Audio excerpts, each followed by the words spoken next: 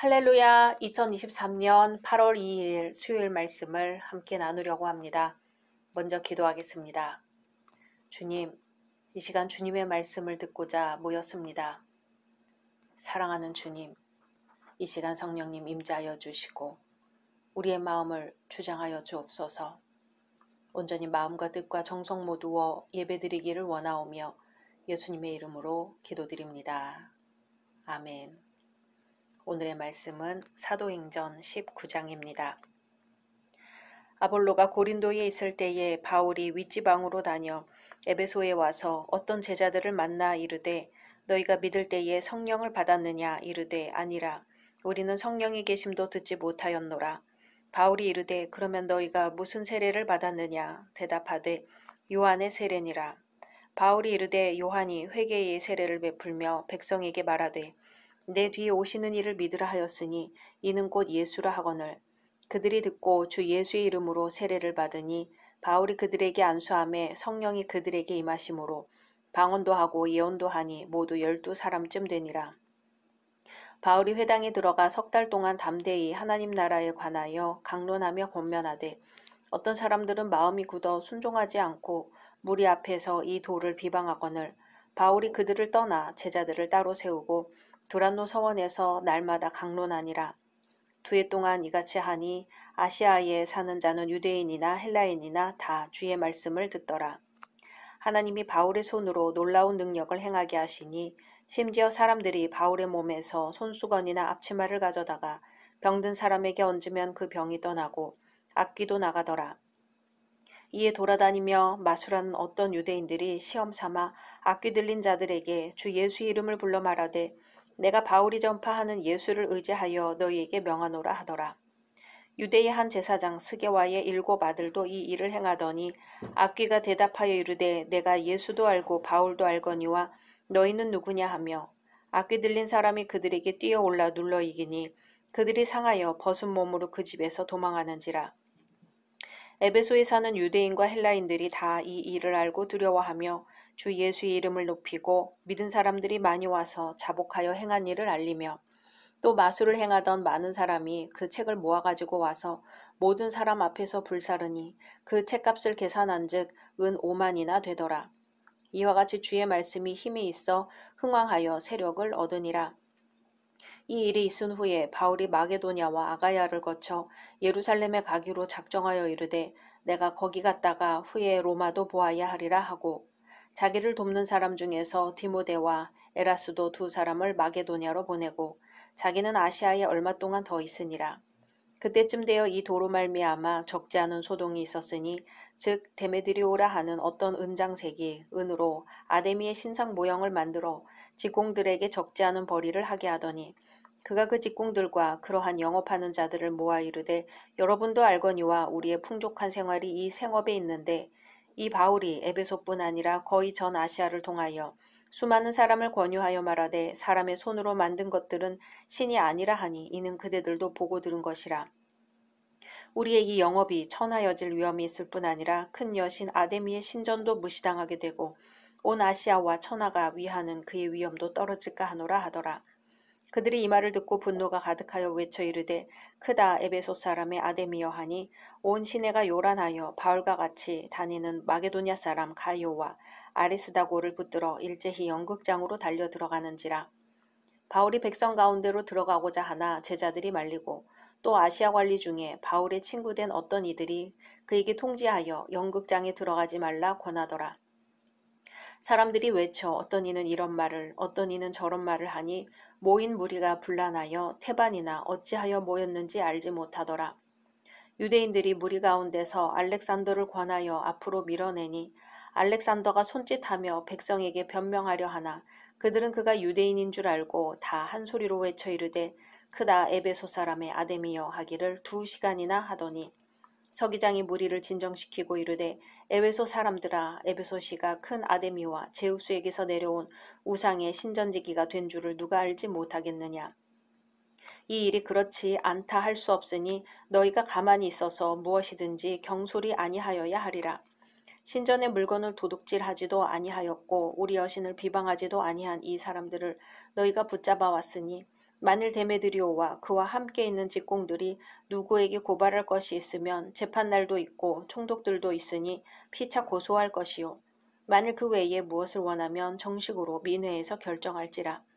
오늘 아무 까닭도 없는 이 일에 우리가 소요 사건으로 책망받을 위험이 있고 우리는 이 불법 집회에 관하여 보고할 자료가 없다 하고 이에 그 모임을 흩어지게 하니라.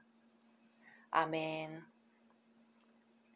오늘은 참된 제자의 조건이라는 제목으로 말씀 나누려고 합니다.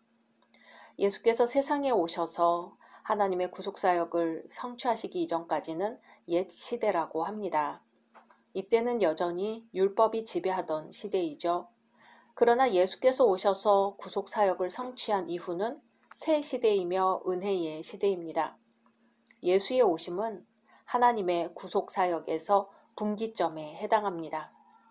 바울이 전도하던 시기는 사람들에 따라서 양시대가 섞여 있던 때였습니다. 그러기에 바울은 종종 한 지역에서 전도할 때 무슨 세례를 받았느냐고 물었으며 요한의 세례를 받았다고 한다면 예수 그리스도를 증거하고 성령의 세례를 받게 하였습니다. 현대는 바울이 처했던 시기와 다릅니다. 그러나 요한의 세례는 알면서 성령을 모르는 경우는 없겠지만 요한의 세례도 성령도 모르는 사람은 여전히 많이 존재합니다. 당시의 상황을 살펴보면 무슨 세례를 받았느냐고 하던 바울의 질문이 참된 제자의 조건을 나타내는 것이었음을 쉽게 알 수 있습니다.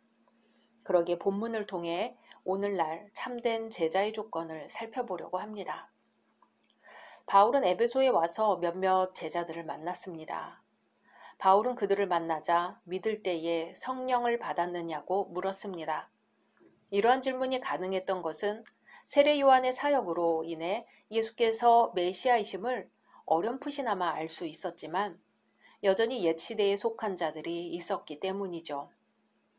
바울이 에베소의 어떤 제자들에게 성령에 대해서 물었을 때 그들은 성령을 알지 못하며 자신들은 요한의 세례를 받았다고 대답하였습니다. 세례 요한의 사역의 목적은 뒤에 오시는 이, 곧 예수의 길을 평탄케 하는 데 있었습니다. 회개의 세례로 인해서 이루어졌지요. 세례 요한은 예수님보다 먼저 와서 사람들로 하여금 다가온 하나님의 나라에 참여하도록 준비시키기 위해 그들에게 회개하라고 했습니다. 그리고 뒤에 오시는 이께서 성령으로 세례를 주실 것을 소개했습니다. 에베소의 어떤 제자들은 바로 여기까지 알고 있었습니다. 그들은 세례 요한이 소개한 이에 대해서는 약간 들었을지 모르나 만나지는 못했고 믿지도 못하였습니다. 이러한 신앙 상태를 지닌 사람들을 참된 제자라 부를 수 없습니다. 왜냐하면 세례 요한이 소개한 정도의 예수에 대한 지식으로는 부족하기 때문이죠.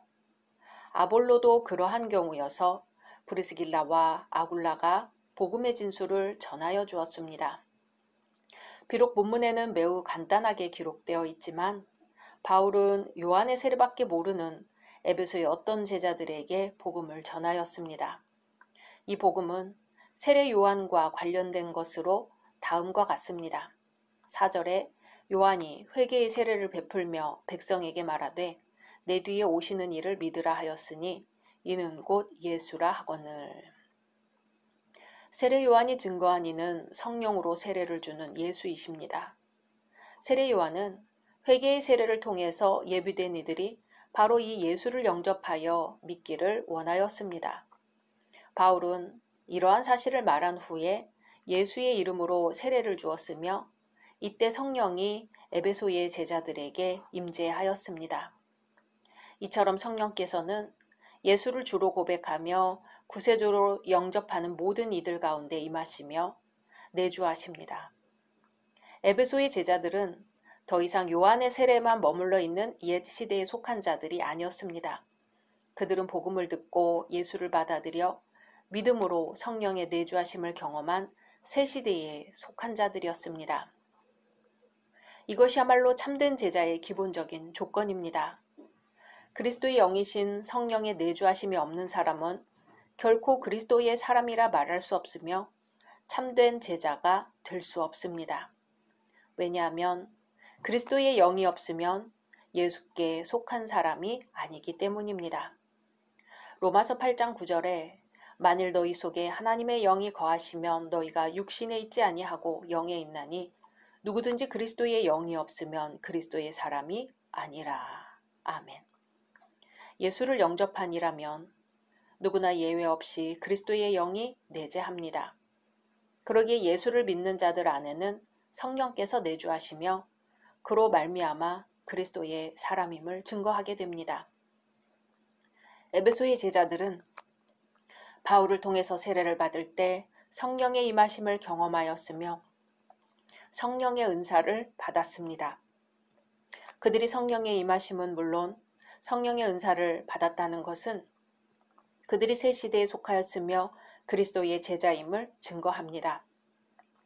종종 한국교회의 교인들은 성령의 은사를 논할 때마다 고린도전서 12장에 기록된 9가지 은사밖에 없는 것으로 말합니다. 그러나 혹자는 성경에 27가지의 성령의 은사가 나타난다고 주장합니다.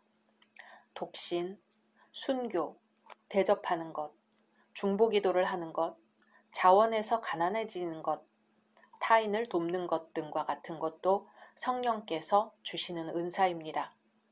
은사란 성령께서 하나님의 사역을 감당토록 하기 위해서 주시는 재능이나 선물이기 때문에 은사는 고린도전서 12장에 기록된 9가지 성령의 은사 외에도 수없이 많습니다. 왜냐하면 하나님께서 수많은 그리스도인을 교회의 지체가 되도록 하여 교회에 헌신할 수 있는 다양한 은사를 주셨기 때문입니다. 그리스도인이라면 누구나 하나님께서 주신 은사를 가지고 있습니다. 그것은 내주하시는 성령께서 수여하신 것으로 그것을 통해서 몸된 교회를 세워 나가야 합니다. 그러기에 성령께서 주신 은사를 활용하여 몸된 교회를 세워나가는 것, 그것은 바로 참된 제자됨의 증거이기도 합니다. 사람들이 자기 잘못을 시인하는 정도로는 죄의 문제를 해결받을 수 없습니다. 세례 요한은 거기까지 교훈하였습니다. 회개하여 죄의 문제를 해결받는 유일한 길은 바로 대속죄물이 되신 예수를 영접하여 그 안에 거하는 것입니다. 어쩌면 요한의 세례, 곧 회개의 세례는 현대인들 중에서 죄의 문제로 고민하는 정도의 사람에게 해당될지도 모릅니다. 그러나 그것으로 구원받을 수 없고 예수의 참된 제자가 될 수 없듯이 요한의 세례 정도만을 알고 있던 에베소의 어떤 제자들은 참된 제자가 될 수 없었습니다. 참된 제자는 예수님을 믿음으로 받아들임으로 성령께서 내주하시며 성령의 은사로 그리스도의 몸된 교회를 세워 나가는 사람입니다. 오늘도 말씀을 통해서 예수를 믿음으로 받아들여 성령과 동행하며 참된 제자가 다 되시기를 주님의 이름으로 소망합니다. 말씀 생각하면서 기도하겠습니다.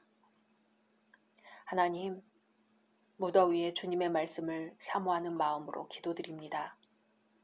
우리 모두 요한의 세례만이 아니라 성령의 세례를 받게 하시옵고 성령께서 허락하신 은사를 주님의 몸된 교회를 위하여 사용하게 하옵소서.